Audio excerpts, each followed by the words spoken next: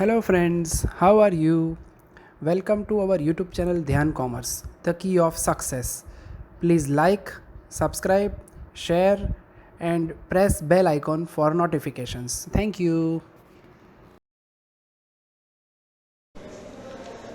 जय माता जी all dear students, welcome to online lecture of Dhyan commerce MCom semester 4 में टैक्सेशन सब्जेक्ट के अंदर आज हम यूनिट नंबर 1 में chapter number 2 capital structure and tax planning के बारे में डिस्कशन करने वाले हैं, जिसके अंदर हम देखेंगे कैपिटल स्ट्रक्चर हमारा कैसा होना चाहिए थ्रू इक्विटी और डेब्ट और बोथ कॉम्बिनेशन, एंड उससे रिलेटेड टैक्स प्लानिंग कैसे करते हैं उसके बारे में भी हम डिस्कशन करने वाले हैं। तो सबसे पहले इसका इंट्रोडक्शन देखते हैं, then university exam related first question start करते हैं।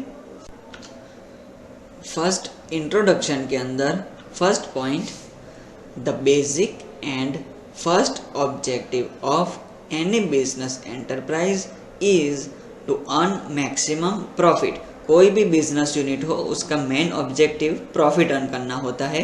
Generally to increase the profit, the options like increases in sale volume, increases in selling price and cost control, cost reduction are used. Financial management also exist for increase in profit. तो यहाँ पे business increase करने के लिए जो भी option है, like हम सेल इंक्रीज करें, सेलिंग प्राइस इंक्रीज करें, या फिर हमारी कॉस्ट प्राइस है उसको रिड्यूस करें, कॉस्ट कंट्रोल करें, कॉस्ट रिडक्शन करें, तो उससे हमारा जो प्रॉफिट है वो इंक्रीज हो जाएगा। Then there are 3 important decisions of financial management. तो यहाँ पे हमें मेन 3 डिसीजन लेने हैं। First finance decision, second investment decision, third dividend decision. Finance decision is related with formation of capital structure in the form of company long-term funds are acquired from sources like equity share capital, preference share capital or debentures, term loans, retained earnings etc। तो यहाँ पे हमें जो भी decision लेने हैं, finance decision मतलब हमारा जो भी प्रोजेक्ट हो, हमारा कोई भी बिजनेस हो, उसको स्टार्ट करने के लिए पैसे चाहिए होते हैं, तो वो फाइनेंस, वो पैसे कहाँ से हमें मिलेंगे। देन सेकंड इन्वेस्टमेंट डिसीजन, हमें पैसे तो मिल गए, फाइनेंस आ गया, मनी आ गया, उसके बाद उसका इन्वेस्टमेंट कहाँ करना है, तो वो second decision.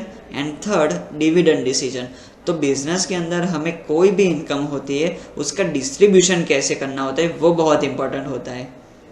Finance decision is related with formation of capital structure. कोई भी हमारा फाइनेंशियल डिसीजन हो वो उसके कैपिटल स्ट्रक्चर के फॉर्मेशन के ऊपर रिलेटेड होता है। In the form of company, long-term funds are acquired from sources like equity share capital, preference share capital, debentures, term loan, retained earning etc। तो यहाँ पे कंपनी जो है उसका लॉन्ग टर्म फंड्स, जो पैसे होते हैं वो कैसे इकट्ठा कर सकती है, कैसे एक्वायर करती है। तो first of all owner fund जिसे हम कहते हैं equity share capital, then preference share capital, debentures मतलब बोरोड फंड्स, उछीना नाना, टर्म लोन मतलब किसी के भी पास से हम लोन ले, बैंक के पास से, रिलेटिव्स के पास से या फिर फ्रेंड्स के पास से, कहीं से भी। देन रिटेन अर्निंग्स मतलब हमारी पास्ट ईयर्स की जो सेविंग्स है वो रिटेन अर्निंग्स। तो यहाँ से हम हमारा कोई भी प्रोजेक्ट हो उसको फाइनेंस जो है वो कर सकते हैं। Then meaning of capital structure, हमारा जो कैपिटल स्ट्रक्चर होता है उसका मीनिंग हम देखते हैं। Capital structure refers to the various sources through which a project can be financed. The financing can be done either through own funds or through loan fund or through a combination of both. Thus, capital structure comprises either of debt or equity और a combination of the two. तो यहाँ पे हम जो भी capital acquire करेंगे उसका capital structure होगा वो कैसा होगा, तो वो चाहे ओनर का फंड वो इक्विटी हो या फिर डेप्ट मतलब डिबेंचर्स इश्यू करे, लोन ले, या फिर कॉम्बिनेशन ऑफ बोथ, दोनों एक साथ ले। कुछ पार्ट हम ओनर्स फंड के जरिए इकट्ठा करें, अक्वायर करें, एंड कुछ फंड जो है वो हम लोन ले या फिर डिबेंचर से इकट्ठा करें, जिसका मतलब होता है बोरोड फंड्स। तो ये हुआ कैपिटल स्ट्रक्चर, हमारा finance decision. The decision regarding the forms of financing, their requirements and their relative proportion in total capitalization are known as capital structure। तो यहाँ पे हम जो भी डिसीजन लेते हैं फाइनेंस से रिलेटेड, हमारी रिक्वायरमेंट उससे प्रपोर्शन से रिलेटेड, तो ये जो हम टोटल कैपिटल अक्वायर करेंगे उसका डिसीजन हम जो लेते हैं उसको हम कहते हैं कैपिटल स्ट्रक्चर डिसीजन। क्लियर? अब question number 1, factors affecting capital structure. हम जो कैपिटल स्ट्रक्चर डिसाइड करते हैं उसको कौन से फैक्टर्स अफेक्ट करते हैं? Which points to be considered during selection of capital structure. Capital structure decide करने के वक्त हमें कौन से पॉइंट्स जो है कंसिडर करने चाहिए, जिसको इग्नोर नहीं करना चाहिए? तो ऐसा first main point, risk. In case of debt, repayment of principal and interest amount have to be made as per the loan agreement, irrespective of profits or losses. Failure to make these contractual payments may lead to bankruptcy and closure of the business. On the other hand, no such contractual payments are required to be made if the project is financed through equity. Thus, debt carries more risk as compared to equity. तो यहाँ पे risk कैसा होता है? Suppose हमने through equity जो है हमारा फाइनेंस अक्वायर किया, तो इक्विटी जो होता है वो ओनर्स फंड होता है, कंपनी ने मालिकी नहीं मोड़ी। तो यहाँ पे जो भी इक्विटी से हमने फंड अराइज किया है उसके ऊपर हमें कोई भी इंटरेस्ट पे करना नहीं होता है। एंड अगर हम बोरोड फंड्स ले, उछीना नाणा, तो उसके ऊपर हमें कंपलसरी टाइम टू टाइम हमें इंटरेस्ट पे करना होता है, वो चाहे हम डिबेंचर इश्यू करें या फिर लोन ले।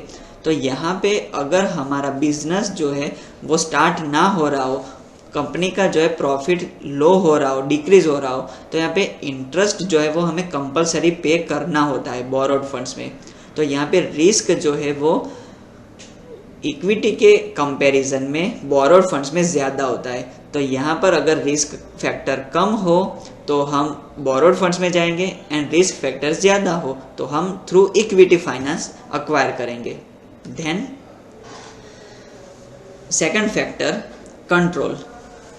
Financing through equity may lead to decreases in the promoter's control over the company, as other shareholders would also participate in the decision making process.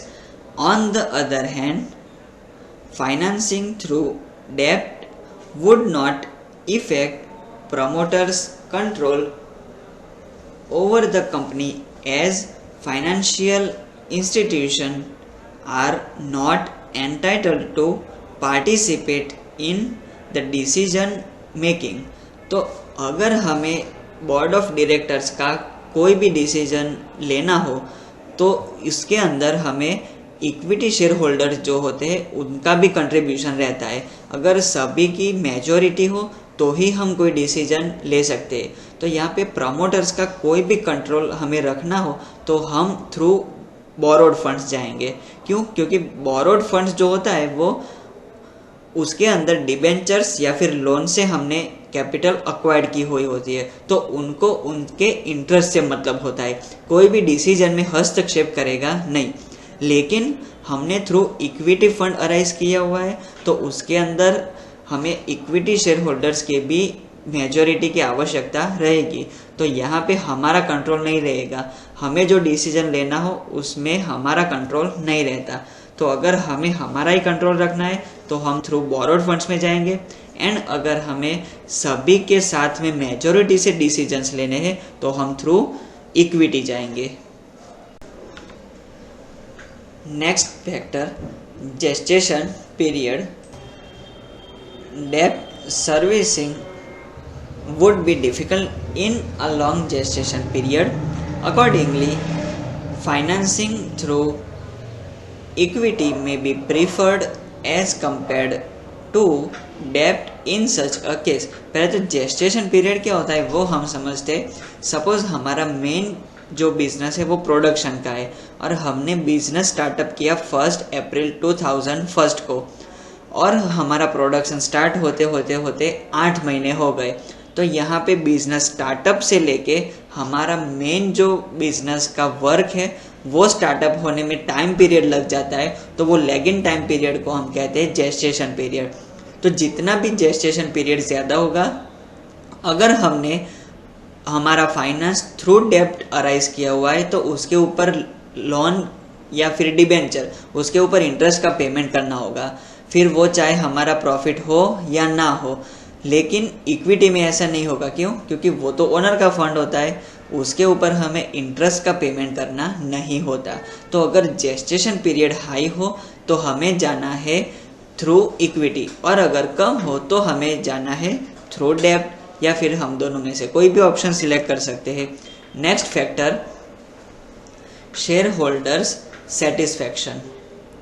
उसके अंदर first point, in order to keep the shareholders satisfaction, the company should ensure that the capital structure does not adversely affect the first earnings per share, market price of the share। तो यहाँ पे share holder जो है उनका satisfaction भी ज़रूरी है। अगर शेयर होल्डर सेटिस्फाइड नहीं होंगे तो वो हमारे शेयर्स के अंदर इन्वेस्ट नहीं करेंगे, तो फिर हमें कंपलसरी जाना होगा फाइनेंस थ्रू डेब्ट के अंदर। तो अगर शेयर होल्डर्स का सेटिस्फेक्शन जो है वो कैसे हाई रहेगा, कैसे सेटिस्फाइड होंगे, तो उनके जो डिविडेंड मिलता है उसका रेट ज़्यादा हो, मार्केट में जो हमारे शेयर के प्राइस चल रही है वो ज़्यादा हो, तो शेयर होल्डर्स सेटिस्फाइड हो जाएंगे। देन नेक्स्ट फैक्टर, डेब्ट equity ratio. Generally debt equity ratio of 2:1 is regarded as an ideal ratio. In case the existing debt equity ratio is 1:1, debt may be preferred. On the other hand, where debt equity ratio is 3:1, equity route may be preferred. अगर company के पास उसके owner का fund 1 रुपया हो और सामने उसकी liability 2 रुपया हो तो वो कंपनी का आइडियल रेशियो माना जाता है। लेकिन अगर कंपनी की डेब्ट एंड इक्विटी मतलब लायबिलिटी और ओनर्स फंड दोनों 1-1 रुपया हो, मतलब इक्वल हो, तो इस कंडीशन के अंदर हम अपना फाइनेंस थ्रू डेब्ट और थ्रू इक्विटी दोनों में से कोई भी एक ऑप्शन सिलेक्ट कर सकते हैं। एंड अगर कंपनी का ओनर फंड इक्विटी 1 रुपया हो, सामने लायबिलिटी 3 रुपया हो, तो यहाँ पे हमें कंपलसरी फाइनेंस इक्विटी के जरिए ही अराइज करना होगा। क्यों? क्योंकि हमारा अगर डेब्ट ज़्यादा हो गया तो सामने इंटरेस्ट का भी पेमेंट ज़्यादा करना होगा। Then next factor, marketability of shares. Finance can be raised through equity route only if the shares are marketable, means there are more people who are willing to purchase the shares। अगर कोई share holders, हमने आगे discussion किया कि कोई भी share holder जो है हमारे शेयर्स के अंदर इन्वेस्टमेंट करने की इच्छा ही ना रखता हो तो हमारा फंड जो है कंपलसरी थ्रू बोरोड होगा। लेकिन अगर हमारे शेयर की मार्केटेबिलिटी ज़्यादा होगी, हमारे इन्वेस्टर्स ज़्यादा होंगे, तो ही हम हमारा फाइनेंस थ्रू इक्विटी अराइज कर सकेंगे। Next factor future rate of return, मतलब इन्वेस्टर जो है शेयर होल्डर्स उनको कितना रिटर्न मिलता है। The effect of the proposed capital structure on the future rate of return that is after tax on equity should also be kept in mind while making the capital structure decision। तो यहाँ पे अगर investors को ज़्यादा return मिलेगा तो वो ज़्यादा इन्वेस्ट करेंगे, तो हमारा फाइनेंस जो है वो थ्रू इक्विटी हम अराइज कर सकेंगे। लेकिन अगर हम रिटर्न जो है वो कम दे रहे हो इन्वेस्टर को, तो यहाँ पे हमें कंपलसरी फाइनेंस जो है थ्रू बोरोड फंड्स अराइज करना होगा।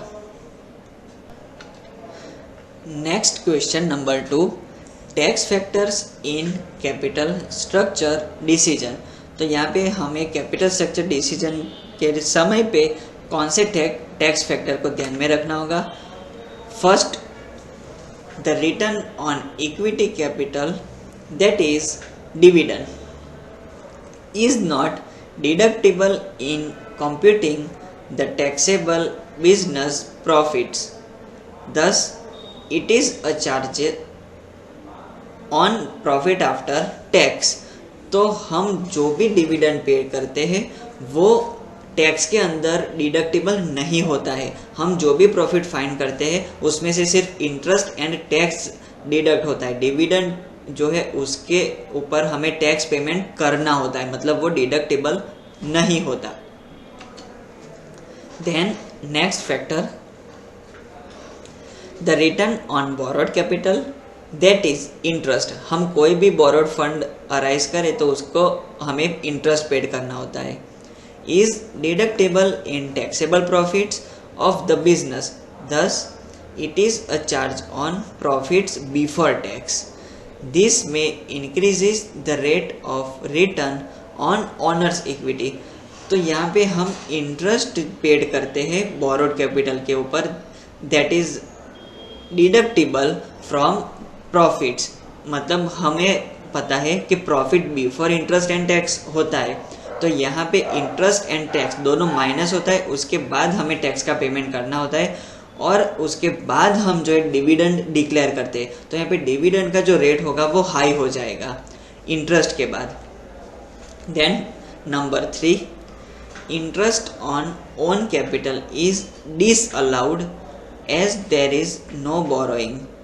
However, interest paid to partners is deductible in accordance with the provision of section 40 clause B।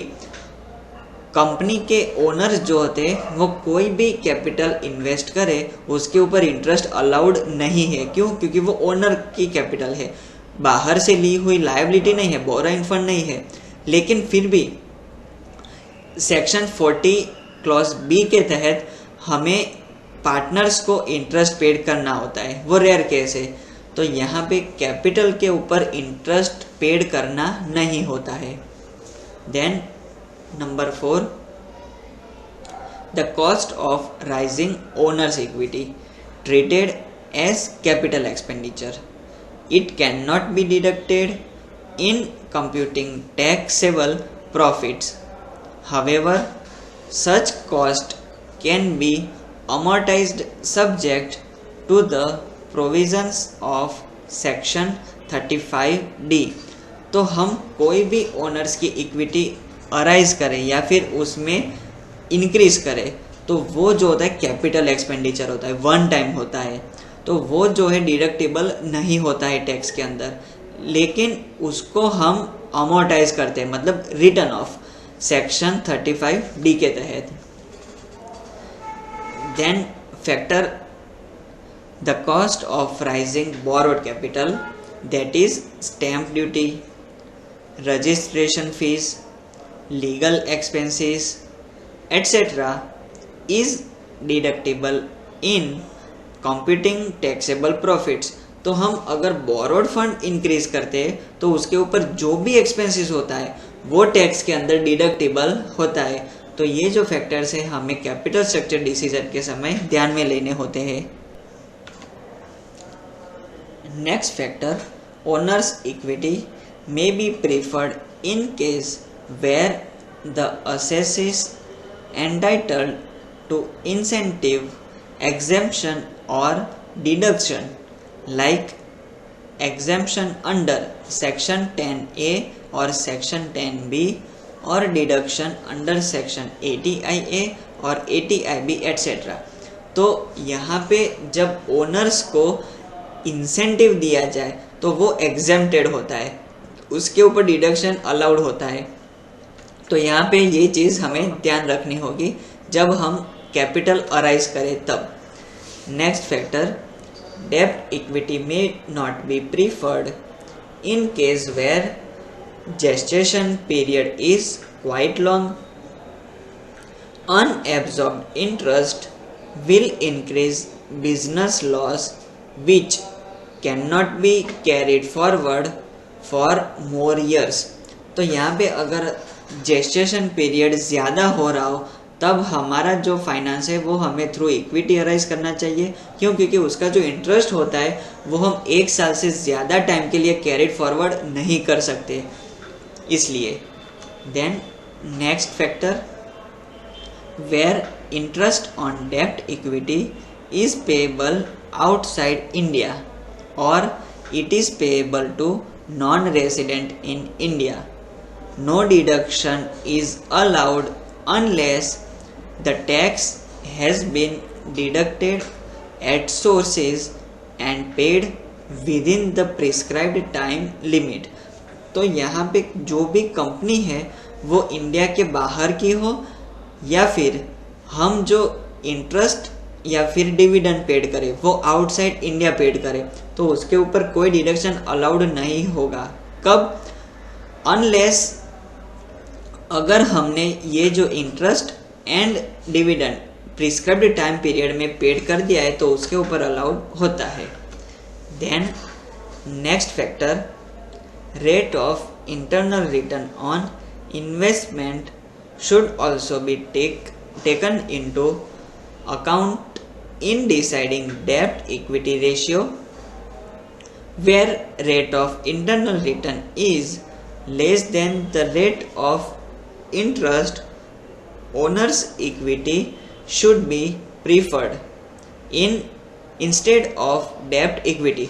अगर बिजनेस का internal rate of return equity में ज़्यादा हो रहा हो तब हमें फाइनेंस जो है इक्विटी के ज़रिए अराइज करनी होगी, और अगर इंटरनल रेट ऑफ रिटर्न कम हो तब हमें हमारी कंपनी की जो भी कैपिटल हो वो हमें बोरोड फंड से अराइज करनी होगी।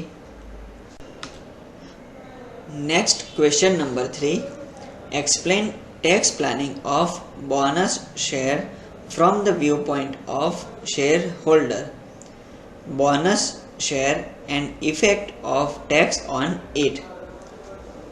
मीनिंग ऑफ बोनस शेयर, सबसे पहले हम बोनस शेयर का मीनिंग डिस्कस करेंगे।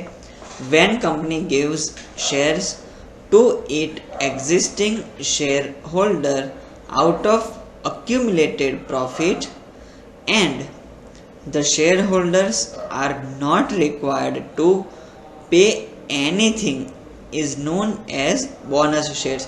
अगर सभी शेयर होल्डर्स को कंपनी मुफ्त में फ्री में शेयर्स अलॉट करे तो उसको हम कहते हैं बोनस शेयर्स। सामने इन्वेस्टर जो है हमारे शेयर होल्डर्स उनको 1 रुपया भी पेड करना नहीं होता है। तो यहाँ पे कंपनी जो है वो अपने प्रॉफिट में से शेयर अलॉट करती है।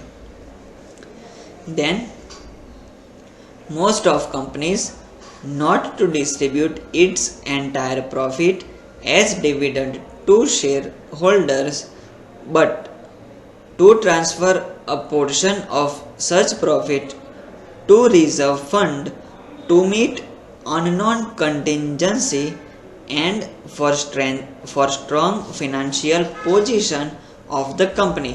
तो मोस्टली जो कंपनीज होती है वो अपना पूरा प्रॉफिट डिविडेंड के तौर पे या फिर बोनस शेयर के तौर पे शेयर होल्डर्स को डिस्ट्रीब्यूट नहीं करती है। अपने फ्यूचर में आने वाली कोई भी आपत्ति हो तो उसको मीट करने के लिए, मतलब तब हमारा लॉसेस कम हो उसके लिए जो है फंड बचा के रखती है, इन शॉर्ट वो सेविंग करती है। Then reason for issue of bonus share, company bonus share कब इश्यू करेगी?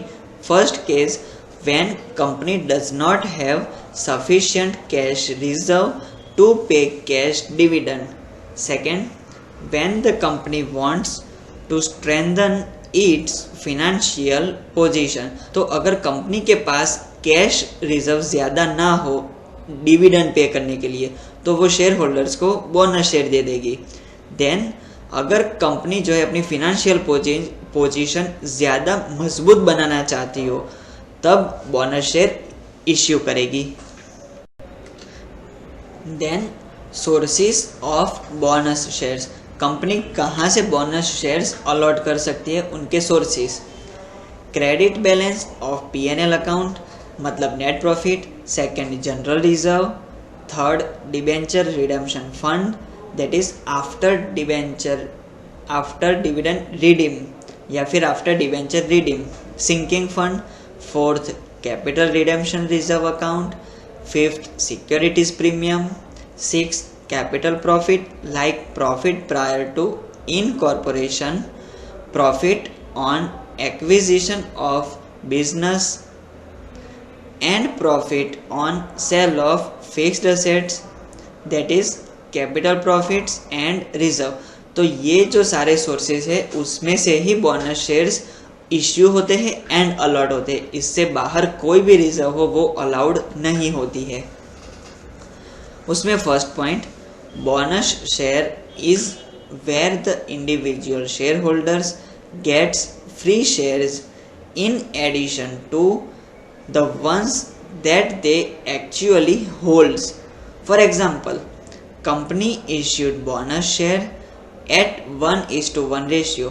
अगर कोई शेयर होल्डर्स बिजनेस के शेयर धारण करता हो, उसके पास हो ऑलरेडी इन्वेस्टमेंट किया हुआ है, तभी उसको फ्री शेयर मिलेगा। अगर कोई भी पर्सन हो जिसने इन्वेस्टमेंट नहीं किया तो उसको फ्री नहीं मिल सकता। फॉर एग्जांपल, किसी ने एक शेयर अक्वायर किया हो तो उसके सामने एक मिले उसको, या फिर 2:1 रेशियो हो तो एक के सामने 2, तो ये प्रपोर्शन होता है। Next point, at the time of issue the cost of bonus shares will be exactly the amount that is paid for it. This means that is the cost for the shares would be 0 because there is no amount paid for the bonus shares। तो यहाँ पे cost of bonus shares कितनी होगी, price कितनी होगी, तो 0 होगी। क्यों? क्योंकि यहाँ पे कोई भी शेयर होल्डर्स ने 1 रुपया भी पेड नहीं किया है। तो अगर कोई भी share holder at the time of issue shares के लिए अमाउंट पेड करे, उसको हम कहते हैं कॉस्ट ऑफ बोनस शेयर्स। तो यहाँ पे कॉस्ट ऑफ बोनस शेयर्स 0 होगी। Then next point, the holding period of the bonus shares starts from the time that they were allotted. जब कंपनी ने बिजनेस में से इक्विटी शेयर होल्डर्स को share allot किए, तब से वो होल्ड कर रहे हैं इक्विटी शेयर होल्डर्स, ना कि जब इश्यू का डिसीजन लिया। Clear? Next point, if these are held for a period of more than a year, then the gains would be long-term capital gain, and if they are sold on the stock exchange, then there would not be any tax to be paid। मतलब अगर ये जो bonus share 1 साल से ज़्यादा के लिए हमारे पास रहे तो वो कैपिटल गेन माना जाएगा एंड उसके ऊपर हमें कोई टैक्स पे करना नहीं होगा। लेकिन अगर हम 1 साल के अंदर उसको हम सेल कर देते हैं स्टॉक एक्सचेंज में, तो उसके ऊपर हमें short term capital gain arise होगा और उसके ऊपर हमें टैक्स पेड करना होगा। Then number 5, if the shares are sold before a period of 1 year, then the gains would be short term capital gain and there would be a 15% tax that would arise.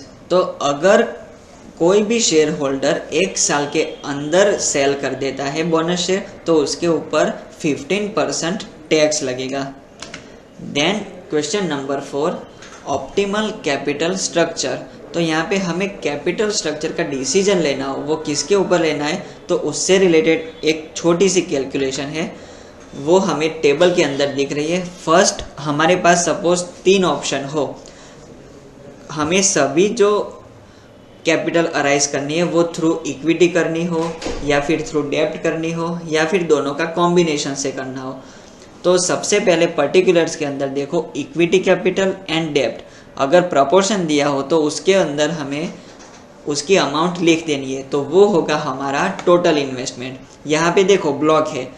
अब उसके बाद हमें देखना है profit before interest and tax कितना है, उसमें से माइनस करना है इंटरेस्ट ऑन डेब्ट, उसे हम कहेंगे प्रॉफिट बिफोर टैक्स। देन उसमें से हम माइनस करेंगे टैक्स।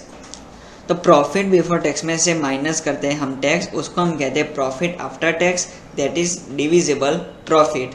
उसके ऊपर से हमें 3 रेट फाइंड करने हैं। First return on total investment, उसका फॉर्मूला है profit after tax upon total investment into 100। Second rate return on equity share capital, उसका फॉर्मूला है profit after tax upon equity share capital into 100। And third formula, third rate return of dividend, that is divisible profit upon equity share capital into 100। तो यहाँ पे जिसका भी return highest आ रहा हो वो ऑप्शन हमारे लिए बेस्ट ऑप्शन होगा। ये कंसिडर करके वो ऑप्शन हमें सिलेक्ट करना है और उसके ज़रिए ही हमें हमारा फाइनेंस अराइज करना है। क्लियर? तो आज के लेक्चर में हम यहाँ तक रखते हैं। All the best. Please like, subscribe, share and press bell icon for notifications.